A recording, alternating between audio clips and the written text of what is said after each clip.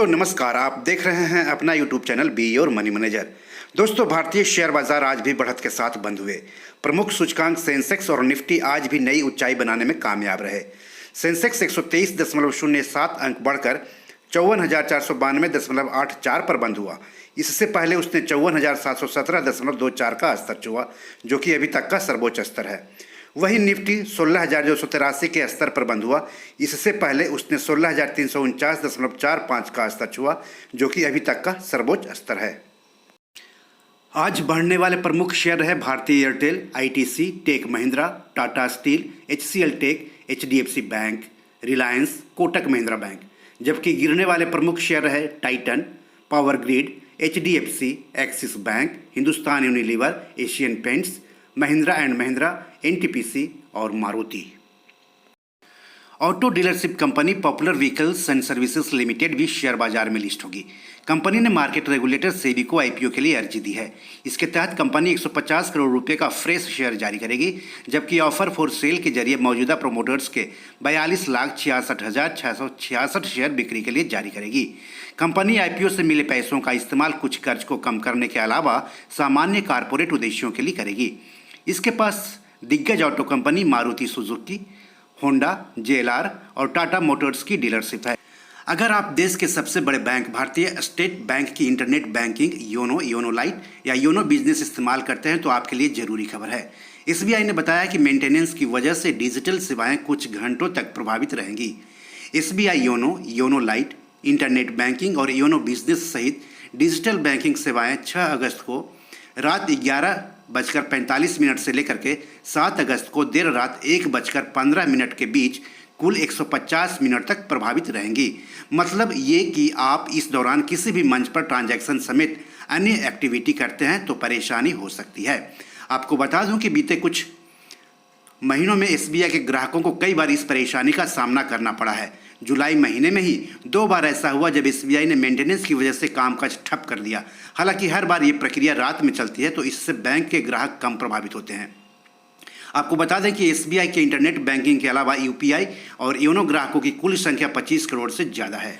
जुलाई में national pension system यानी NPS और अटल पेंशन योजना यानी एपीवाई के एयूएम यानी एसेट अंडर मैनेजमेंट, जिसको कि हिंदी में प्रबंधन अधीन संपत्ति कहते हैं, और सब्सक्राइबर्स की संख्या में इजाफा हुआ है।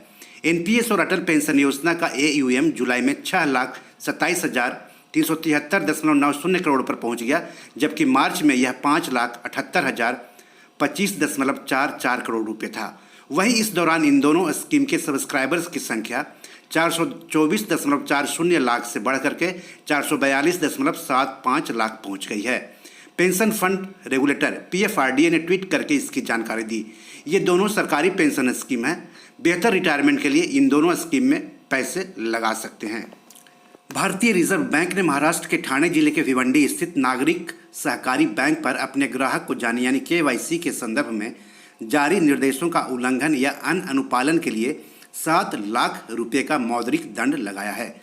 आरबीआई ने बताया कि 31 मार्च 2019 को वित्तीय स्थिति के संदर्भ में बैंक की निरीक्षण रिपोर्ट और अन्य बातों के साथ साथ पता चला है कि बैंक ने विवेकपूर्ण अंतर बैंक सकल एक्सपोजर सीमा का पालन नहीं किया है, विवेकपूर्ण अंतर बैंक एकल काउंटर पार्टी एक्सपोजर सीमा का पालन नहीं किया है, अपने सभी नए और मौजूदा ग्राहकों को विशिष्ट ग्राहक पहचान कोड यानी यूसीआईसी आवंटित नहीं किया है, खातों के जोखिम वर्गीकरण की आवधिक समीक्षा की कोई प्रणाली नहीं है और उन खातों को ट्रैक करने के लिए कोई प्रणाली नहीं है जहां केवाईसी दस्तावेज को अद्यतन यानी अपडेट किया जाना है का पालन नहीं किया है।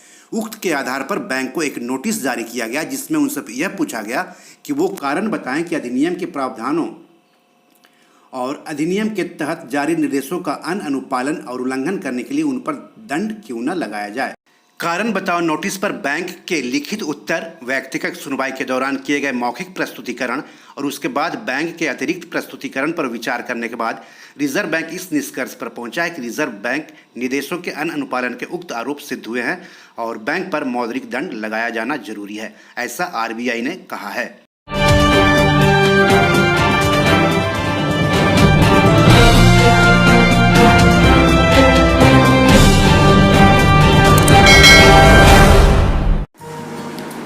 दोस्तों ये हमारी 7 किताब है जो कि अमेज़ॉन पर पब्लिश्ड है। आप इसको डाउनलोड करके पढ़ सकते हैं। इसमें आपको पैसों के बारे में, निवेश के बारे में हिंदी में अच्छी जानकारी मिलेगी। साथ ही साथ कुछ कविताओं की भी किताब है जो ज़िंदगी की हकीकत बताएगी। तो इसे आप डाउनलोड कर सकते हैं। डिस्क्रिप्शन में इसके लिंक दिए हुए हैं।